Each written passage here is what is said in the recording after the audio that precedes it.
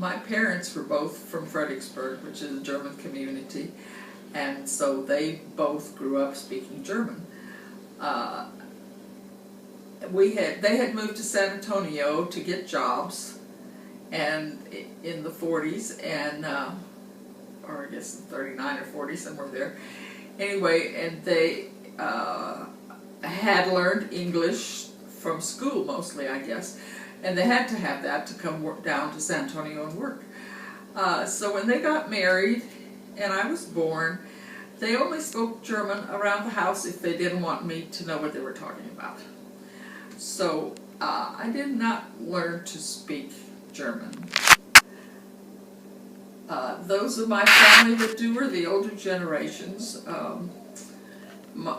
that are alive yet today. My mom is 95, and she has some dementia, so I don't think she could come up with her German, but she did speak it and understand it for many, many years. Her sister's still alive. I believe she still speaks it. But they have a younger brother, my uncle, who is very fluent in German because he majored in German at UT in Austin.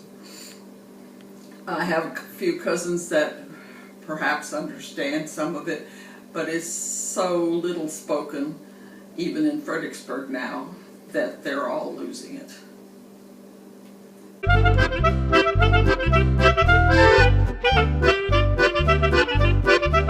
So since I grew up here in San Antonio and didn't speak German, I spoke English and everything was fine. My uncle, who is just a year older than I and in the same grade level as I was, he grew up in Fredericksburg. His parents just spoke German at home all the time.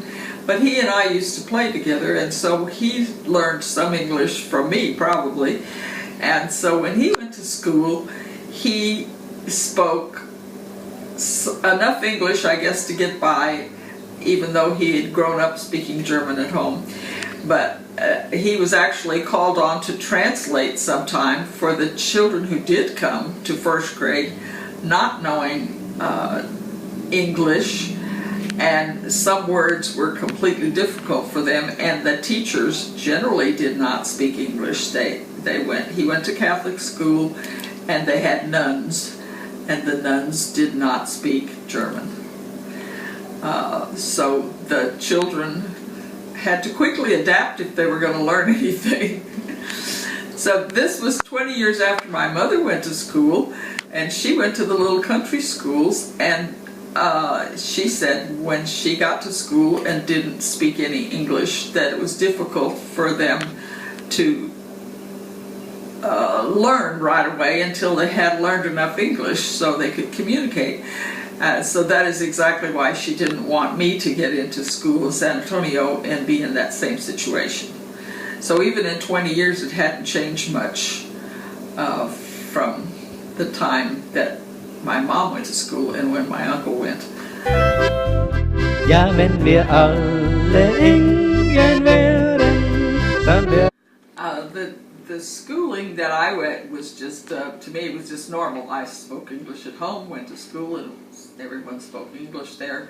I don't recall ever having anyone in my class that did not speak English. There might have been some that were not as well versed in English as we are, but in Fredericksburg it was always different, of course, because it was a German settlement and everybody there spoke German, and the parents still spoke a lot of German at home. So when the kids went to school and they needed to learn English to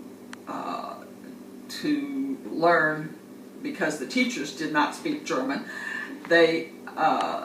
it contributed to some of the loss of the language, because as the children spoke English and came home and spoke more English at home, I think it kind of rubbed off. As an older child, your younger siblings would learn English from you just because you talked to them when you were playing.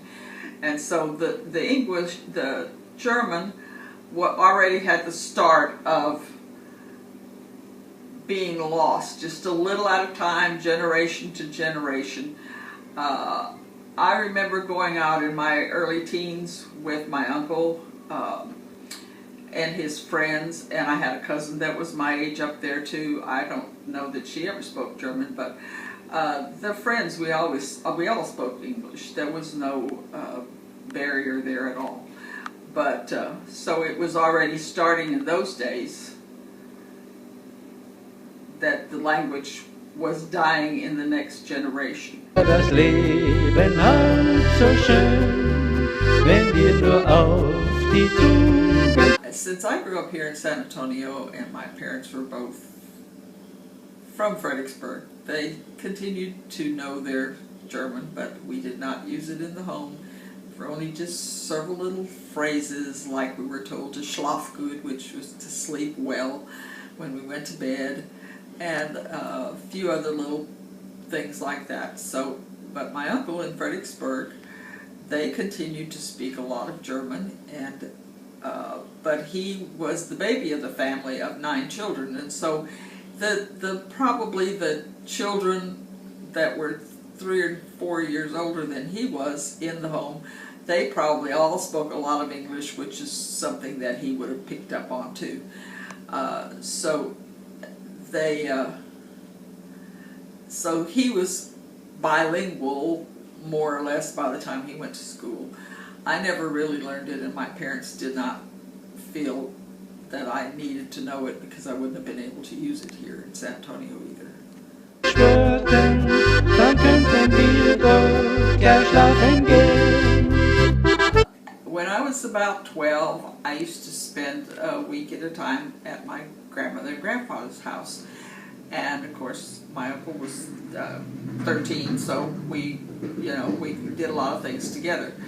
And if my grandmother needed something from town, he would ride on his bicycle, and I would sit on the back, and he would pump me, and we would go into town. And I remember going into this one particular place, and I described it to him, and he said, yes, it was a butcher shop. And I didn't remember that, but I remembered that the man stood behind this tall counter.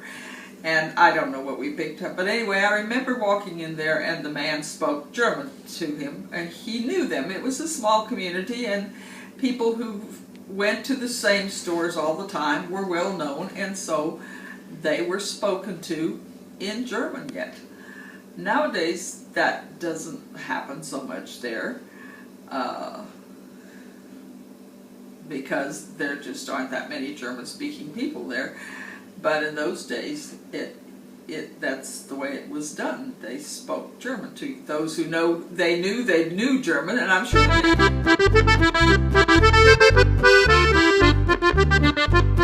As far as the policies in the school about the speaking another language, I never ran into that. But then I went to school here at San Antonio, and most, at least in my younger grades, most everyone was English speaking, and I don't recall anyone having a language barrier. Through the years, there were some Latino people or kids in the school, but I was never in a class where that seemed to be a barrier. So, like they had all learned to speak English long before they got there. In Fredericksburg, because the nuns didn't speak German, there was really no German spoken in the classroom. I'm sure as the children played in the yard, if they reverted to the language they spoke at home, that there was some of that, but I never heard that there was any punishment for that kind of thing. I can't imagine in those days that would have been done.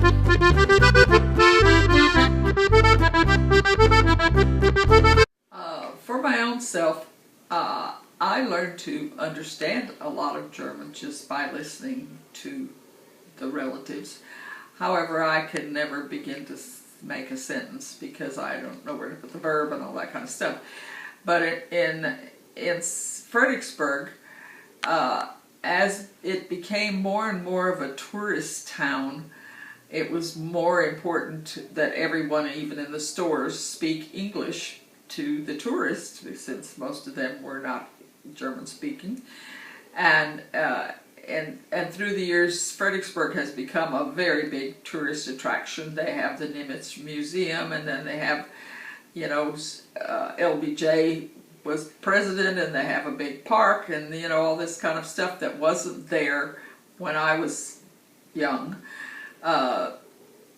Those have brought in a lot of people that did not grow up in Fredericksburg, and a lot of people from Houston and other places have retired and moved into the city. So the city has just gone completely into speaking English. There are some blacks and lots of Hispanics or Latinos in Fredericksburg now, but again, I don't know that they are bilingual. I really don't have any contact with anyone right now to say.